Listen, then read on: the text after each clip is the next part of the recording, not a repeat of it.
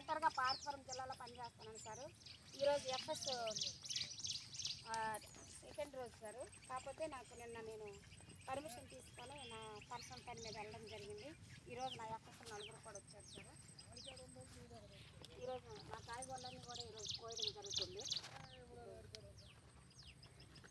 మొదట నేను cotton model వేయడం జరిగింది సార్.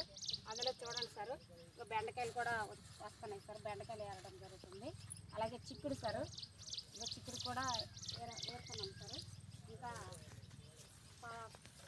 సద్దులు ఉన్నాయి సార్, కాటన్ ఉంది సార్. నేను వేసిన ఆములు వాటర్ డ్రాప్గా ఆములు వేసాను సార్. కాకపోతే వర్షం ఎక్కువ అవ్వడం వలన ఎక్కువగా వర్షం వచ్చేటప్పుడు ఈ నేలలో బాగా వాటర్ నిల్వ ఉండిపోతుంది సార్, ఊట తీరిపోతుంది. దానివల్ల మొక్కలు కూడా ఊటకపోతున్నాయి. అందుకోసమే ఈ మట్టి వల్ల చౌడు నేల అయిన వల్ల ఒకసారి ఘనజీవామృతం చెరువు మట్టి ఇది పేడ కూడా వేసాను సార్. అయినప్పటికీ కొంచెం మెరుగ్గా వచ్చింది సార్. కాయగూరలు అయితే బాగా వస్తున్నాయి సార్.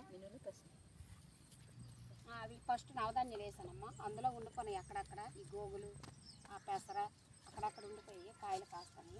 ఇంకా మొక్కలు కూడా పైలేరు మోడల్ వేసాను సార్. 36x36 మోడల్ కింద 36 వెడల్పు మామిడి వేసాను సార్. అలాగే 18 అడుగులకి కొబ్బరి వేసాను సార్. ఇంకా 9 అడుగులకి నిమ్మ వేసాను సార్ అక్కడ. అలాగే ఇంకా కిందని జామ వేసాను సార్. ఇంకా ప్రతి ఒక్క మొక్క కూడా ఈ వర్షానికి బాగా ఉన్నాయి సార్. ఇందులో కంద, ఇగో చిక్కుళ్ళు, కంద, అక్కడక్కడ కంద కూడా ఉంది సార్. అప్పుడు ఒకసారి వేసిన ఏటీఎం మోడల్ అక్కడ వంగ మొక్కలు కూడా ఉన్నాయి సార్. ఇది గోంగూర సార్. ఈరోజు గోంగూర కూడా కోయడం జరుగుతుంది సార్. కొద్దిగా ఈ మధ్య గ్యాప్ వచ్చింది, కూర కోసం గోంగూర కూడా కోయడం జరుగుతుంది. కూర్చోండి అమ్మ. అమ్మా ఇది మోడల్ అమ్మా 30 సెంట్లు ఇది. చివరి వరకు వాటర్ ఎక్కువ అయిపోవడం వల్ల వాటర్ వల్ల మొక్కలు ఊట ఎక్కిపోయాడు. ఇటైతే మాత్రం మొత్తం ఒక బెండ, ఇక చిక్కుళ్ళు, ఇంకా చిక్కుళ్ళు కొన్ని కోసాము అక్కడ పెట్టాము. ఇంకా కంది కూడా వేసానమ్మా. అలాగే ఇందులో మీరు కూడా మీ పొలాల్లో వెయ్యాలి ఈ మోడల్. ఏదో ఒక మోడల్ అంటూ ఒకటి వేయాలి. ఏంటంటే ఒకే ఐటెం కాకుండా పలు పంటలు ఇందులో మనం ఈ రీతిగా వేసుకోవాలన్నమాట. చూసారా ఎంత బాగుంది, అబ్జర్వేషన్ చేశారా? బాగుందండి, బాగుంది. ఒకే రకం కాకుండా ఎన్ని రకాలు ఉన్నాయి ఇందులో? 30 రకాలు ఉన్నాయండి. 15 రకాల దగ్గర వంగ, సజ్జ, గోంగూర, ఆముదం, జొన్న, కంది. అంటే మనము మామూలుగా ఏక పంట విధానం అయితే కటికలు నవధాన్యాలు అప్పుడు వేసాము. అందులో ఉండిపోయి అంటే దున్నకుంటా. మీకు అర్థమవుతుందా? నేను భూమి దున్నలేదు, ఒక్కసారే దున్నాను. తరువాత నుంచి దున్నకుంట ఇవన్నీ కూడా వేయడం జరిగింది. నవధాన్యాలు పశువులు తినేసాయి. అందులోనే ఏటీఎం ఇది ఏ గ్రేడ్ మోడల్లో కాటన్ మోడల్ వేయడం జరిగింది.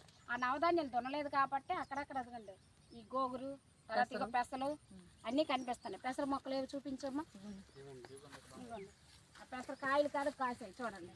అంటే అప్పుడు నవధాన్యాలు పడిన విత్తనాలు. అంటే దున్నకుంట మనము ఎప్పుడు కూడా ఎక్కువగా దున్నకుంటా తేలికపాటి దుక్కుతోనే మనం పంటలు పండించాలి. నోట్ ఇల్లేజ్ అల్లేదు చూడండి, అక్కడ గోంగూర ఉందా, అది దున్నలేదు. నవధాన్యాలు అప్పుడు జల్లాను, అది అలాగే ఉంది, పెరుగుతూనే ఉన్నాయి. మరి అది మనకి భూమికి భూసారం పెరుగుతుంది. ఆకులే కొయ్యాలా, కాళ్ళతో కోసుకోవచ్చు? ఆకులు కోసుకోవచ్చు, కాళ్ళు కోసుకోవచ్చు. చిగురు వస్తుంది. కానీ నోట్ ఇల్లేజ్ అనేది దున్నకుంట మనము పంటలు పండించాలి. అయితే వరి అలాంటివి పండించేటప్పుడు ఒక దుక్కైనా వేయాలి కదా, ఒక దుక్కైనా వేసుకోవాలి. నోట్ ఇల్లేజ్ అనేది అంటే దున్నకుంట అంటే సూక్ష్మ పోషకాలు ఎక్కువగా దున్నడం వల్ల పోతాయి, తెలుసు కదమ్మా. ఎక్కువగా లోతుగా మనం దున్నితే ఏమవుద్ది, తేలిగా అందులో ఉన్న వానపాములు వాటి వృద్ధి కూడా ఉండదు కదమ్మా. అందుకోసం మనము నోట్ ఇల్లేజ్ను వాడాలి. ఇక్కడ నోట్ ఇల్లేజ్ చేశాను కాబట్టి ఈ మోడల్లో అన్ని రకాలు ఉన్నాయి. ఇందులో నవధాన్యాలు జల్లిన ఉన్నాయి.